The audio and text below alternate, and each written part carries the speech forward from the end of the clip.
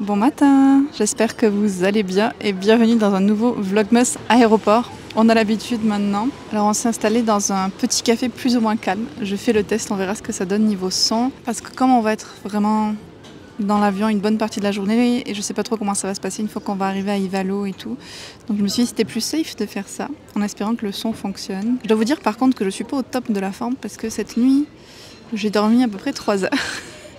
Je me suis couchée un peu avant minuit, puis à 3 h du matin j'étais réveillée et impossible de m'endormir. J'ai eu beaucoup d'anxiété pendant la nuit et ce matin. Je sais pas exactement pourquoi, enfin, pourrait y avoir plusieurs raisons, mais après quand je commence à spiral, c'est vraiment dur à arrêter. Donc je sentais que ça faisait que monter. Donc là j'ai fait des petits trucs pour essayer de diminuer et je me suis dit que j'allais aussi vous filmer pour me distraire un petit peu. On s'est pris un petit thé, un petit café. Franchement, c'est trop mignon. J'ai la forêt vierge autour de moi, presque, j'ai envie de dire. Et derrière, là, c'est une boutique Moumine. On voit la petite montgolfière. C'est très mignon. Très beau setting de vlog. On ne croirait pas qu'on est à Helsinki et qu'il y a la neige dehors. Alors, on va aller regarder les questions que vous m'avez posées déjà. Merci si vous l'avez fait. Je vais aller ressortir ça. Alors, j'ai pas trié particulièrement les questions par thématique. On va y aller comme ça. Mais je voulais d'abord vous dire que j'en ai quand même eu pas mal qui me demandaient comment est-ce que j'étais venue au Canada, pourquoi, qu'est-ce que c'était mon travail. Et tout ça, j'y ai déjà répondu dans ma première FAQ en détail.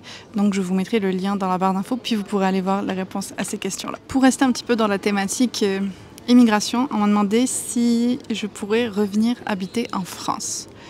Alors je dis pas non à 100%, mais il faudrait vraiment que ce soit des circonstances particulières, soit des obligations familiales, soit ça en fait, soit un gros truc qui change au Canada, mais sinon je me verrais pas nécessairement revivre en France. Si je devais revivre en France, par contre, ce serait préférablement le long de la côte atlantique, que ce soit la Bretagne ou le Pays Basque, ou entre, Yoann, il me voit répondre aux questions en même temps. Ce serait plus ces coins-là de la France qui me plairait et d'être vraiment au bord de l'océan. Prochaine question, est-ce que tu aimerais vivre des réseaux sociaux? C'est une très bonne question. Là aussi, la réponse est nuancée. Une partie de moi aimerait te dire que oui, j'aimerais pouvoir vivre uniquement des réseaux sociaux, mais il faudra encore que je grossisse pas mal mon compte, mon Patreon, YouTube, tout ça pour que ce soit possible. Ce serait pas nécessairement impossible non plus à atteindre. Maintenant, est-ce que je serais à l'aise de faire ça? Je pense que non. Je pense que j'aurais toujours une inquiétude que ça puisse s'arrêter du jour au lendemain et l'insécurité financière, je trouve, qui vient avec, ferait que je pense pas que je me sentirais capable de vivre que des réseaux sociaux. Mais dans un monde idéal, oui, j'aimerais bien. Dans un monde idéal. On va continuer un petit peu avec les questions réseaux sociaux du coup. Le côté le plus facile et le côté le plus dur de Booktube. Le plus dur, c'est plus facile de répondre à ça. Le plus dur, c'est vraiment de savoir des fois le temps que tu passes sur certaines vidéos ou de faire des vidéos concept, thématiques, plus originales ou plus poussées et qui des fois vont pas nécessairement avoir beaucoup de vues ou beaucoup de visibilité versus des vidéos qui peuvent être plus simples comme des vidéos book haul par exemple ou unboxing qui elles vont beaucoup marcher. Et il y a aussi le hasard un petit peu de l'algorithme de YouTube et tout. Donc ça je dirais que c'est la partie un petit peu frustrante que je trouve sur Booktube, et la partie un peu plus dure c'est que tu peux pas toujours... Disons que la croissance que tu as ne correspond pas nécessairement au travail que tu mets dans ta chaîne. Il y a aussi d'autres facteurs qui rentrent en compte. Et le côté le plus facile. Le côté le plus facile, c'est filmer les vidéos et vous parler de livres. J'adore ça. Autre question un petit peu réseaux sociaux.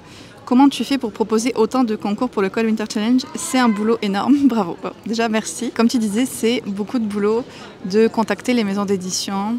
Il y en a qui répondent pas, il y en a qui répondent super vite, il y en a il faut les relancer. Et je suis très reconnaissante envers toutes celles qui ont voulu faire le partenariat des concours avec moi, leur expliquer un peu en quoi ça consiste, qu'est-ce que j'ai besoin comme info de leur part, quels livres vont être donnés en lot. Donc il y a vraiment tout un aspect organisation de tout ça qui est assez long. Et puis après c'est vraiment de faire le calendrier des lots, puis les visuels. Donc ouais, ça prend pas mal de temps. Et je pense que je le disais dans le vlog de hier, les heures que ça me faisait par semaine à peu près pour toutes ces activités-là. Donc ça te donne une idée du travail que ça représente.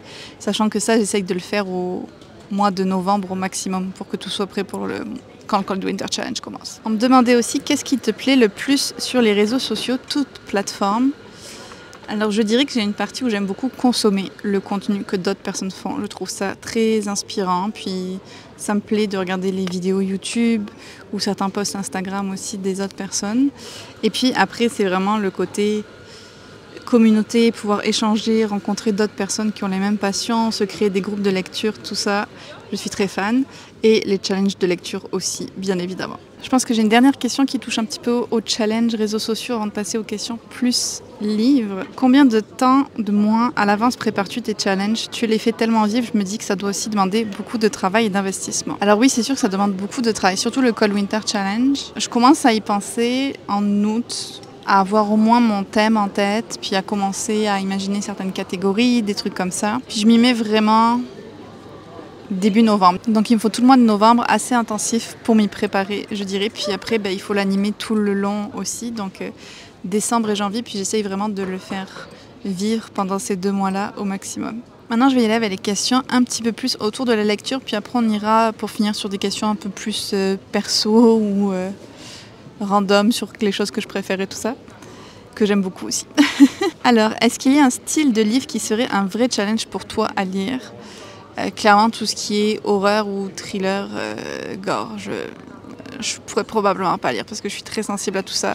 Genre, vous l'avez vu juste avec le Franck Tillier, je supporte pas les représentations graphiques de violence et en particulier de certaines scènes de violence.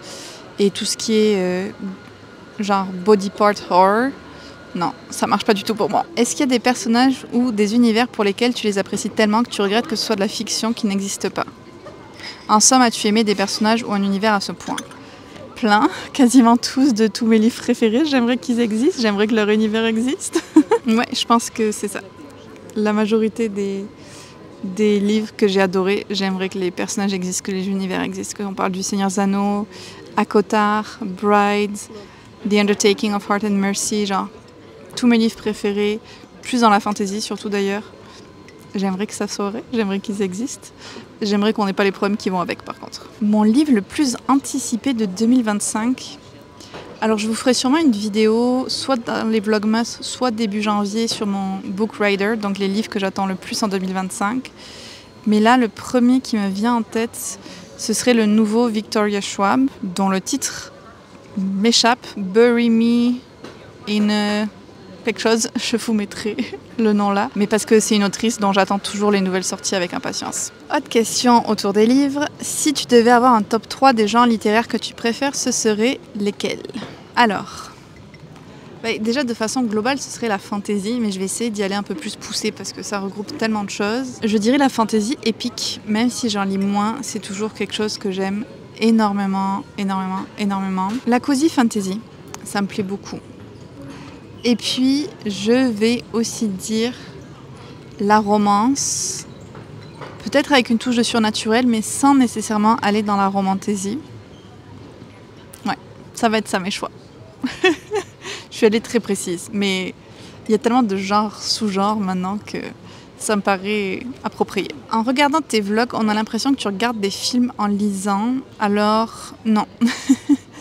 Des fois, je fais pour faire un petit visuel sympa pour un B-roll, mais la seule chose que je vais mettre à la télé en lisant, ça va être un petit fond sonore, genre un fond de feu de cheminée ou une petite musique jazz ou quelque chose comme ça sur YouTube. Mais je regarde pas de films ou séries ou vidéos YouTube en lisant. Question intéressante. Si tu pouvais relire que 5 romans ou sagas, lesquels seraient-elles?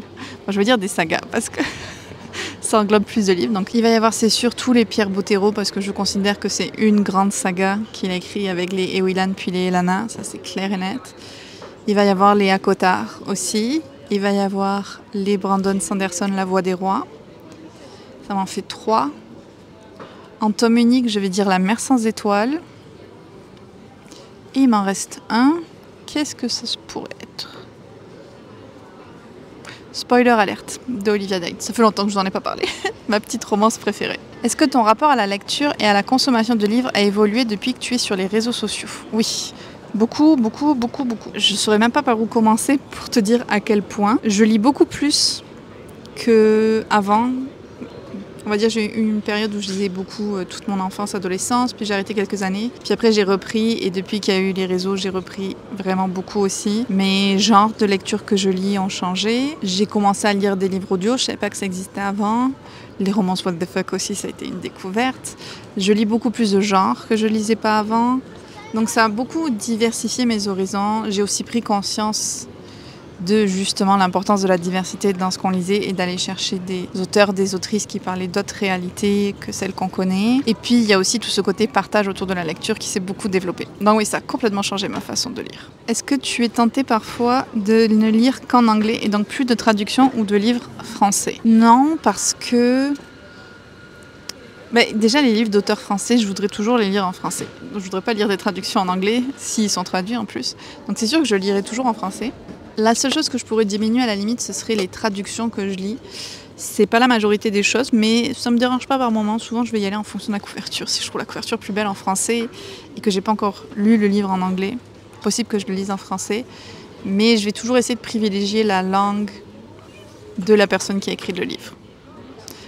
Donc je vais toujours lire en français, de toute façon. Je pense que je suis à peu près à 50-50 depuis plusieurs années au niveau de mes lectures entre le français et l'anglais. Une baguette magique et hop, tu vas vivre dans un livre. Lequel choisis-tu? Ça dépend vraiment des conditions de vie. Est-ce que je vais être la pauvre malheureuse qui va mourir au bout de la 10e page, ou l'héroïne qui va beaucoup souffrir, ou juste un personnage qui va avoir une vie fun dans cet univers-là? On va dire qu'avec les meilleures conditions possibles, je choisirais probablement d'aller vivre avec les hobbits dans la comté. Parce que je pense que mon anxiété disparaîtrait dans la comté. Je serais très chill. Et au pire, je fumerais la pipe du vieux Toby, c'est ça, hein? C'est le vieux Toby qui a la meilleure herbe à pipe. Voilà. Est-ce que tu as des projets en rapport avec ta chaîne YouTube et ton compte Instagram pour l'année à venir? Oui, forcément. Alors c'est sûr que je veux reprendre le challenge Serial Série Starter que j'ai créé il y a 2 ans. Je pense que cette année, je le ferai au mois d'avril. Je vais aussi continuer avec le Cold Winter Challenge, c'est sûr. J'ai toujours en fait des idées de contenu que je veux faire, beaucoup. C'est plus le temps qui me manque. La motivation sur Instagram aussi. Et sur YouTube, le fait que je veux faire plein de choses, mais qu'il faut lire les livres pour faire ces choses-là. Et j'ai pas toujours le temps. J'aimerais quand même arriver à faire des vlogs un peu plus thématiques, pas dans le sens où je le fais, mais plus dans le sens... Il y en a un que je prépare depuis un moment qui est « Je lis 3 livres que vous pensez que je vais détester ». Donc plus ce type d'idée-là de vlog que j'aimerais plus faire aussi. Il y a le petit monsieur derrière moi. Quelle est la vidéo que tu as préféré tourner cette année? Très bonne question. J'ai aimé filmer la vidéo sur le Cozy Fantasy. J'adore filmer les vlogmas aussi. Et puis j'aime faire des vlogs vacances. Je sais qu'ils sont parfois moins regardés, mais moi j'aime beaucoup en faire. Et là, ce qu'on a fait cet été au Maine, aux États-Unis et tout, j'ai trouvé ça vraiment fun. Là, si on va sur des questions un peu plus sur le Québec, mais auxquelles je n'ai pas encore répondu. Est-ce que vivre au Québec est compliqué pour un Français à cause des températures, de la langue, il y a des petites différences, de la culture? Qu'est-ce qui t'a le plus dérouté et ce que tu apprécies le plus? Je pense que c'est très personnel. Vraiment, il y a des Français qui supportent pas le changement culturel et climatique. Et il y a des Français qui adorent et que c'était ce qu'ils recherchaient. Et moi, j'appartiens à cette catégorie-là. J'aime beaucoup la neige et le froid, donc ça ne me dérange pas. Même si on râle tous à la fin de l'hiver, ça c'est normal. Je trouve que niveau culture, niveau société, je préfère vraiment vivre au Québec. Au niveau traitement des femmes aussi, je trouve que c'est mieux. Et la chose qui est la plus difficile, ça reste la nourriture. Ça, clairement. Ça, c'est pas au même niveau que ce que j'avais en France, par contre, il faut l'avouer. Mais sinon, je suis vraiment bien au Québec. Et oui, il y a des différences de langue, mais tu t'y habitues, puis tu prends les façons de parler et tout, et comme partout, en fait. Donc ça, c'était pas très difficile. Est-ce que Johan est québécois? Je trouve qu'il a un très léger accent. Est-ce que t'aimes ça, Johan, qu'on se pose la question? Non, Johan, il est français, comme moi. Non. Il est français comme moi. Est-ce que tu pourrais exercer ton métier actuel en France si tu décidais de retourner y vivre de nouveau? Pas vraiment.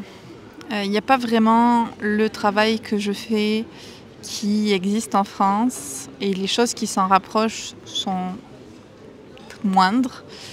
Et je pense que je serai moins payée parce que le travail social en France est vraiment pas bien considéré du tout. Donc je suis mieux au Canada si je veux continuer à faire le travail que je fais. Est-ce que reprendre le Cold Winter Challenge a été très difficile pour toi et comptes-tu le gérer le plus longtemps possible ou bien le confier à ton tour à quelqu'un d'autre?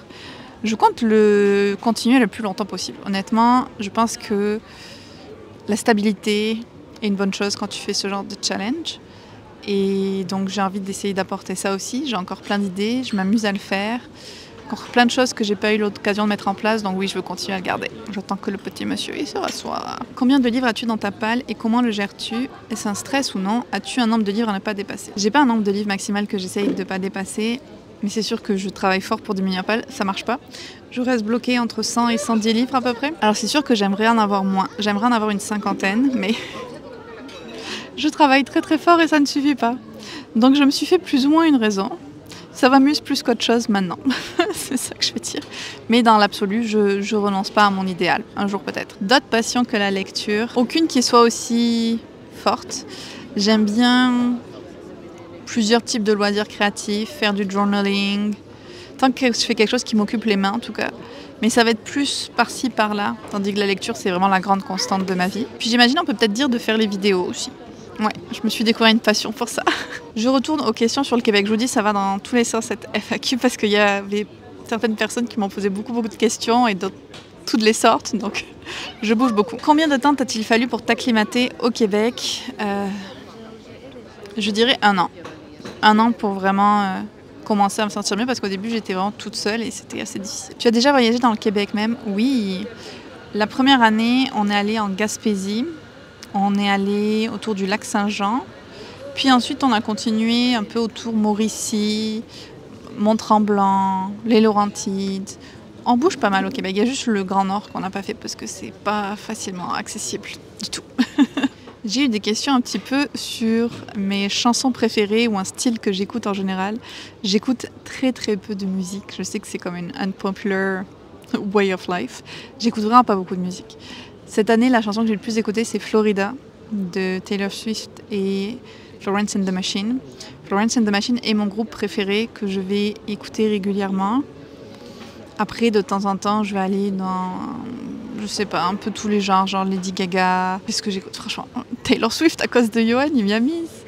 Et sinon, j'aime beaucoup les versions a cappella de chansons, en fait, de façon générale. J'aime vraiment bien ça. Est-ce que tu aimes patiner? Alors, pas vraiment beaucoup, parce que je l'ai fait 2 fois, je pense, donc je suis pas du tout à l'aise avec des pattes. Quelle est ta fête préférée? Noël, facile, et mon anniversaire. Mon plat préféré, ça c'est difficile, il y en a plusieurs. Mais le premier qui me vient en tête, c'était les aubergines grillées que faisait mon grand-père. Ça, c'était délicieux. Ma boisson préférée, ça change selon les moments. Il y a quelques mois, je t'aurais probablement répondu les matcha latte. En ce moment, le chocolat chaud. Ça change en fonction des saisons. Mais le thé, de base, ça reste quand même ce que je préfère boire. Après, je le varie. Dommage, il est parti. Pour poser ta question, quand est-ce que Johan lira une romance What the fuck? J'attends ça aussi. J'ai prévu de faire une vidéo Patreon où il lit Ice Planet Barbarian. Et il a d'ailleurs commencé à lire le premier chapitre, mais il s'est arrêté. Je renonce pas. Un jour, ça va se passer. Y a-t-il un livre que tu relis régulièrement sans te lasser? Les Pierre Bottero. Ouais, les Pierre Bottero, je me lasse pas.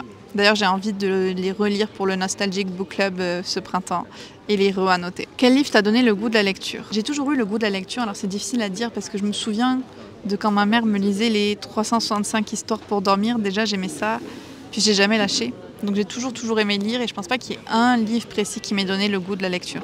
Ça a toujours été en moi, en fait. Et je pense que les dernières questions que j'ai eues, c'était plus par rapport au fait que je m'étais rasé la tête. Ah ben Johan est là, il pourra répondre à la question de tout à l'heure. Donc c'était pourquoi est-ce que je m'étais rasé la tête? Ça, j'en ai parlé dans ma première FAQ aussi. Et tout ce que ça t'a appris sur toi et sur la vie. Et j'ai eu une autre question aussi qui était un peu dans la même vibe. Je peux pas dire que ça a comme transformé ma vie d'une façon profonde et ma façon de me voir et tout ça. Pour moi, ça a été une chouette expérimentation. Surtout, c'était quelque chose que je voulais faire, que je voulais tester. Je parle donc des raisons dans la première FAQ. Et je suis contente de l'avoir fait. J'ai aimé cette exploration un petit peu de genre que ça m'a permis de faire, de comment t'es perçue quand t'es une femme et que t'as les cheveux rasés. J'ai vraiment aimé cette exploration-là.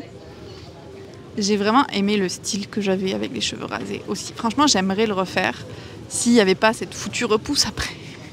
Parce que là, on commence à arriver à quelque chose, mais j'ai eu des phases, j'en pouvais plus. Donc c'est juste la seule chose qui m'empêcherait de le refaire avant un bon moment probablement, ce serait le stade de la repousse, qui a été vraiment difficile.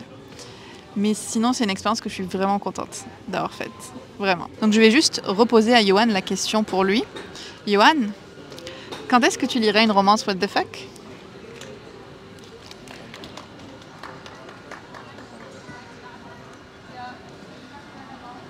Les aliens. Ouais? Ice Planet Barbarian? J'ai commencé déjà, techniquement. Techniquement, il est commencé.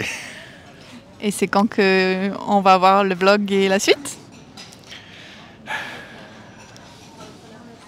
Un jour. Il y a de la demande? Beaucoup? Beaucoup? Je vais le faire, un jour. Un jour. Qui sait quand? Et comme je l'ai dit, ce sera probablement une vidéo exclusive sur Patreon, par contre, si on fait ça un jour. Abonnez-vous. Je pense que j'ai répondu à toutes vos questions. S'il y en a que j'ai pas répondu, c'est soit parce que j'ai déjà répondu dans la première FAQ, soit parce qu'elle touche des sujets où je vais faire des vidéos particulières dessus, par exemple mes sorties les plus anticipées de 2025 ou des recommandations pour certains genres. On va donc arrêter la vidéo FAQ sur cette magnifique intervention de Johan. Je vais quand même essayer de vous récupérer ce soir pour l'ouverture des calendriers et pour vous parler du concours du jour. Ça y est, on est dans l'avion et écoutez, tout est passé. On a réussi à tout faire passer. Rien n'a été vérifié. On s'est tellement torturé hier et ce matin, mais tout est bien qui finit bien. Sauf pour le Franck Tuillier qui est resté du coup au Airbnb. Et ça y est, c'est notre dernier vol pour qu'on arrive à notre destination finale d'Ivalo. Et j'ai trop hâte. Ça va être la vraie partie des vacances qui va commencer là.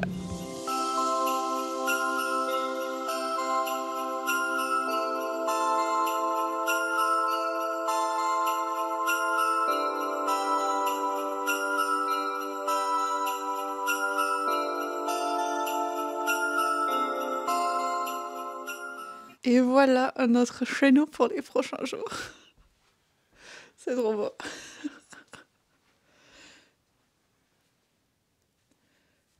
Et mais on a une petite cheminée. Ouais. Et on a le sauna aussi, je comprends pas. Je pense qu'on n'a pas de sauna. En fait, elle a dû se tromper. Il y a le window heater. Ouais, je pense qu'on a une cheminée. On a la petite cheminée. Bon, on va croiser les doigts qu'on voit des aurores boréales. Il est... Quelle heure il est là, Johan? 3h20. Voilà, il est 3h20. Il fait nuit noire.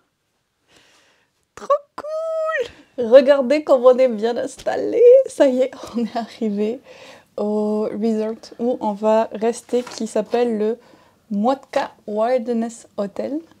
Et ça a l'air vraiment très cool. Genre la cabane, la hutte, je sais pas comment appeler ça. La réception.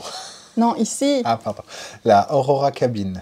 La cabine où on est vraiment beaucoup plus grande que ce que je pensais, honnêtement. Il y a un petit comptoir avec de quoi se faire du thé, il y a 2 fauteuils, il y a une salle de bain, le lit. Et puis à l'accueil, elle nous a dit qu'on allait avoir un sauna. Donc je pense que Yoann était très excitée. Puis en fait, on est arrivé dans la cabine et il y avait un feu. Donc ça va, t'es pas trop déçu? Non. Et là, nous, on a le petit feu, donc moi, je suis contente. Par contre, il peut chauffer ou il peut juste être là esthétiquement. C'est parfait pour l'ambiance. Là, il est 4h moins 10 et il fait nuit noire. Genre Minuit. vraiment, nuit noire, c'est très perturbant. Et en même temps, c'est fun parce qu'il est que 4h, on est là et on n'a rien à faire avant 18h45 où on doit aller récupérer nos vêtements d'hiver parce qu'ils te prêtent des vêtements parce qu'elle fait très froid. Genre, on est sortis de l'avion et je pense tous les deux, on a senti la même chose et on s'est dit « Ok, on est proche du -20, c'est quand l'intérieur de tes narines gèle. » C'est très spécifique et tu le sens vraiment de suite. C'est assez particulier comme sensation. Donc là, on s'est dit « Ok, il fait froid ici. » C'est des températures qu'on a à Montréal, qu'on peut avoir en janvier, février, donc c'est pas non plus quelque chose qu'on connaît pas, et puis avec nos vêtements, on est quand même assez équipés pour marcher et tout, mais c'est sûr que pour faire les activités, peut-être qu'on aurait froid, donc on va voir qu'est-ce qu'ils nous donnent, on va pouvoir comparer avec ce qu'on a amené nous. Donc on va récupérer ça ce soir, et c'est la chose qu'on a prévu, ça, et puis aller manger ensuite. Donc vraiment, Je pense que c'est le premier moment du séjour où on a comme rien à faire et où on peut juste relaxer. Et ça va faire vachement de bien. J'ai proposé à Johan qu'on se regarde un petit film de Noël que j'ai téléchargé. Dommage, on n'a pas de snack. Parce que on n'a pas à manger. On a tout mangé. On aurait dû se prendre des trucs à l'aéroport. Donc, pas de snack pendant le film, mais on pourra s'installer confortablement sur le lit. Et d'ailleurs, c'est fun parce que c'est la même chose qu'au Airbnb. C'est 2 sets de draps séparés. Donc, ça a l'air que c'est vraiment comme ça que ça fonctionne ici. Ma foi, on s'y habitue. Hein. C'est pas trop gênant. Chacun a sa couverture, donc on se la vole pas. Ça, c'est bien. Ça, c'est vraiment bien. Peut-être qu'on va s'y mettre, en fait, au final. Hein. Qui sait? Peut-être. À réfléchir. À réfléchir. Donc, ouais, on est très bien installés.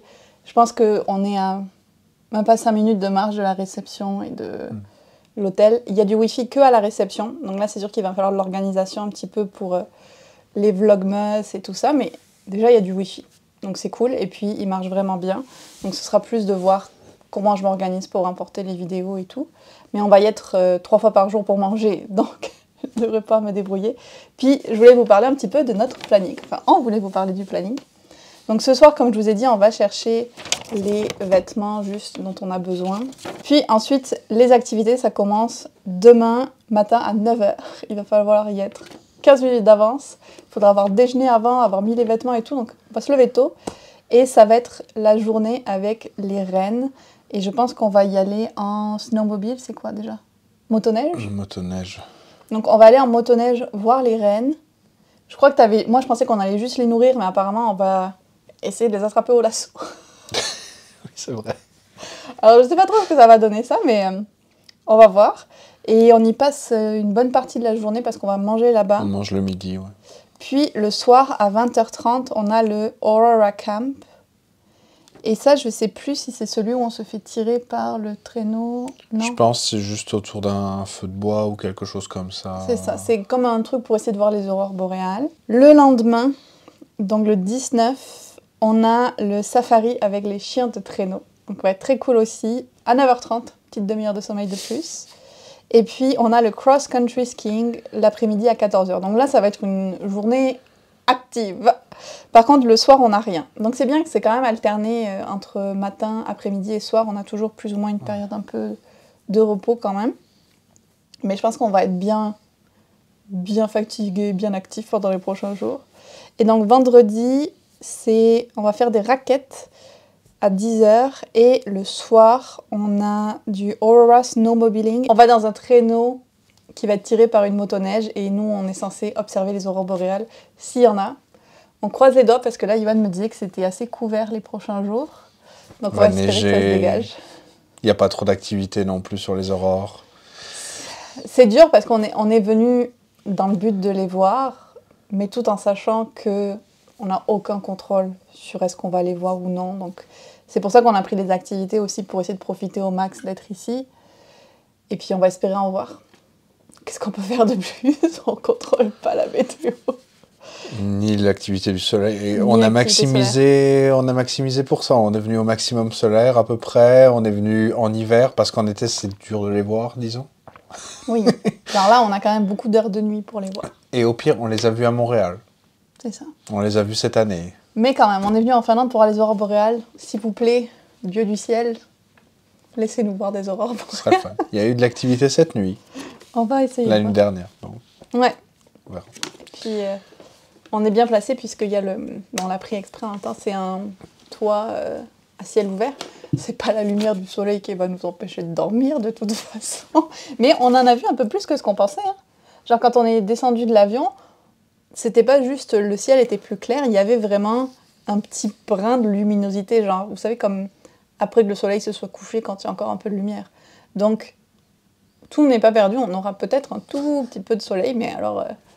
ça n'a pas duré quoi, 1h30 c'était couché. Donc on vous tiendra au courant aussi de qu'est-ce que ça fait de vivre un peu dans cette nuit perpétuelle. Et puis bon après, le samedi, on repart.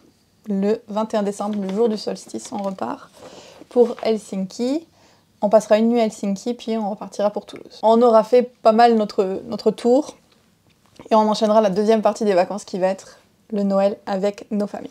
Qu'est-ce que c'est que tu as le plus hâte de faire de toutes les activités?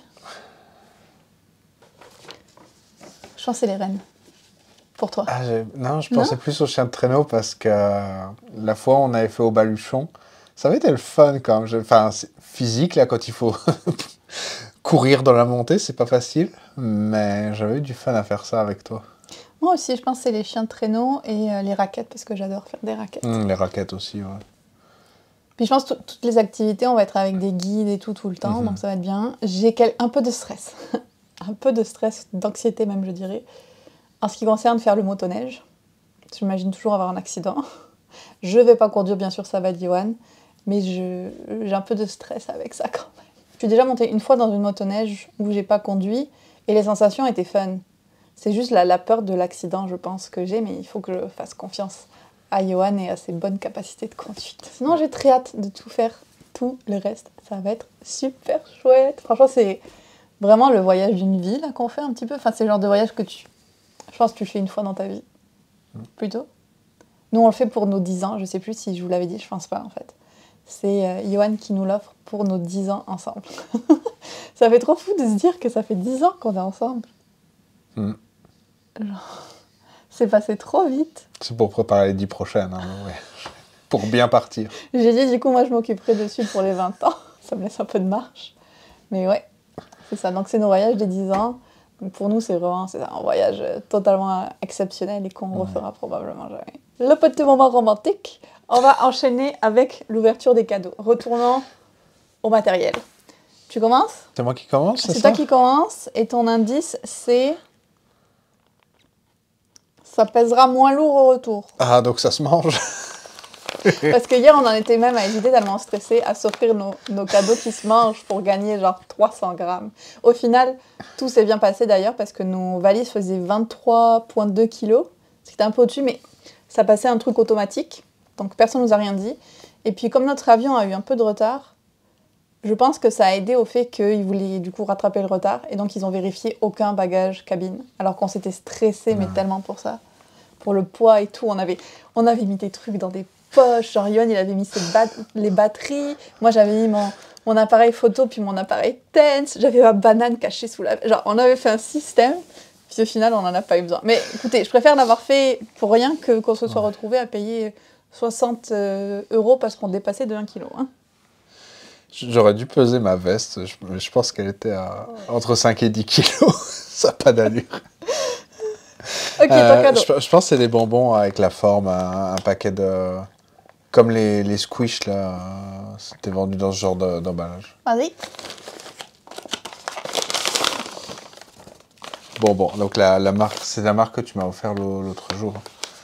Des bonbons. Bonbons. Cocktail sûr. C'est mes préférés, ceux qui sont surés. Ben, j'ai essayé de te trouver des surés, oui. Merci, amour. Mon cadeau. Doucement. C'est un coupon, hein. C'est un bon. C'est pour aller avec tes romances. Est-ce que c'est un bon pour un massage? Ah non, c'est plus lourd qu'un bon. Ok, je pensais parce qu'on se fait des coupons, comme vous avez vu que je lui en ai déjà offert un. On aime bien se faire ça. Et je pensais que c'était ça, mais il y a du... Est-ce que c'est un marque-page? C'est pas un marque-page de pervers, hein? Ouvre-le. J'ai peur. C'est quoi un marque-page de pervers pour toi? Avec une forme phallique.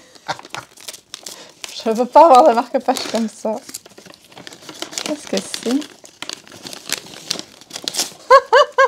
Ça va. J'avais quand même pas mal raison.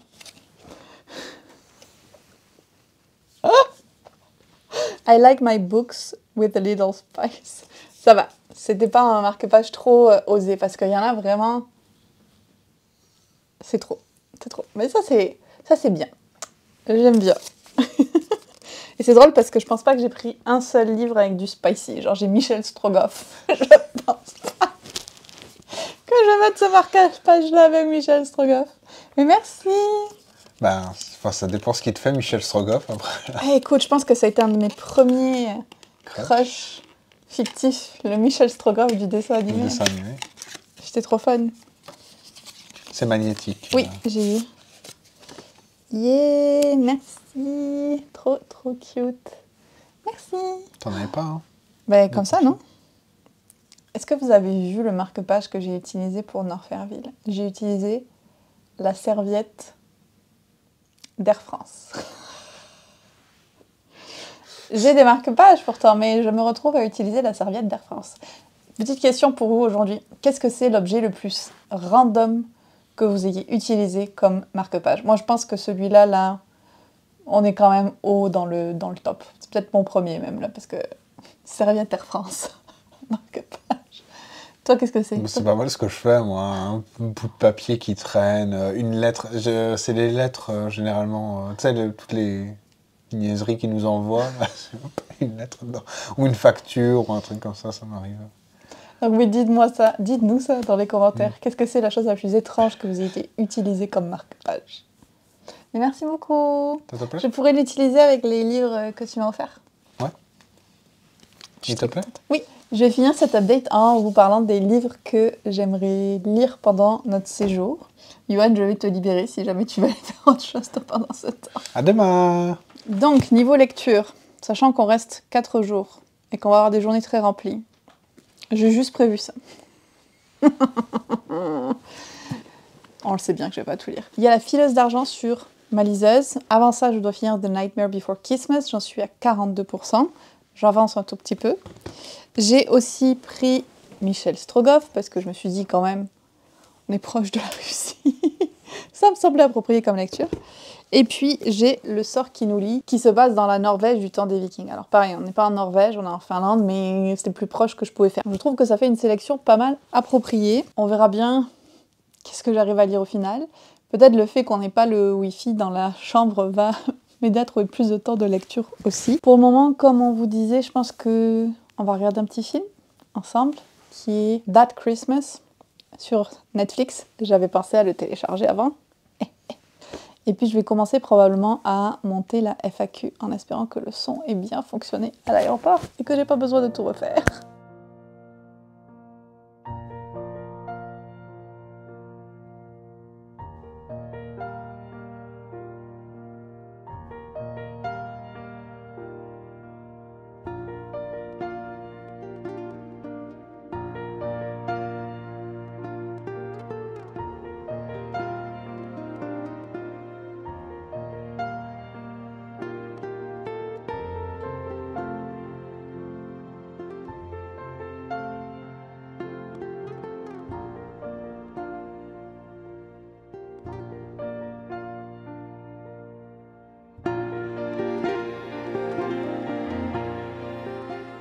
On vient de revenir d'aller chercher notre équipement d'hiver, franchement.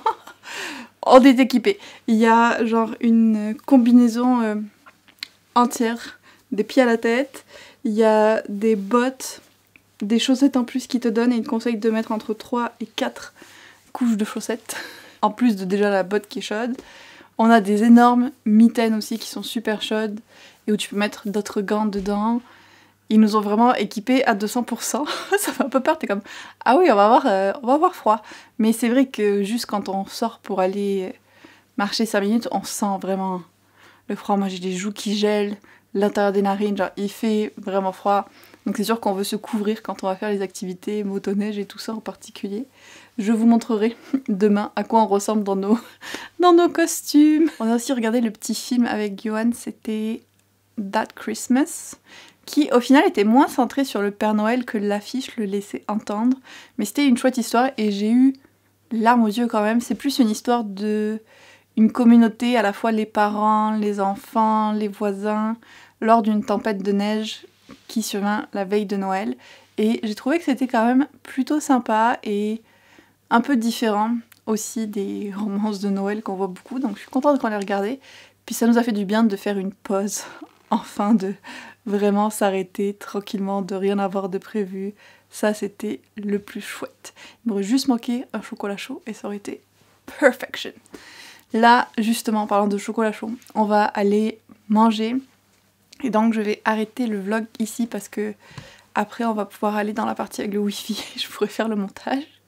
Et je vous laisse donc avec le concours du jour qui est super chouette puisque vous allez pouvoir gagner un exemplaire de la Légion neuve d'Eli Harini et c'est une de mes amies sur Instagram donc je suis trop contente de pouvoir aider à promouvoir son livre qui a l'air super top. J'attends de recevoir ma copie au Canada, comme nous ils arrivent toujours avec un peu de retard les livres, j'ai trop hâte. Mais l'histoire a l'air vraiment géniale. C'est un concours qui est d'ailleurs aussi ouvert au Québec. Donc comme d'habitude, le lien pour participer est en barre d'infos. Encore une fois, je suis trop contente qu'on soit enfin arrivé ici. Franchement, on s'est couché dans le lit, on a éteint toutes les lumières et on pouvait voir les étoiles dans le ciel et tout. Pas d'aurore boréale pour le moment, mais juste d'être dans son lit et de voir les étoiles comme ça, c'était incroyable. Donc je pense qu'on va vraiment se régaler et c'est trop chouette. Donc je vais essayer de vous filmer ça au maximum, de profiter surtout au maximum. Et je vous dis donc à demain ou après-demain pour un prochain vlogmas.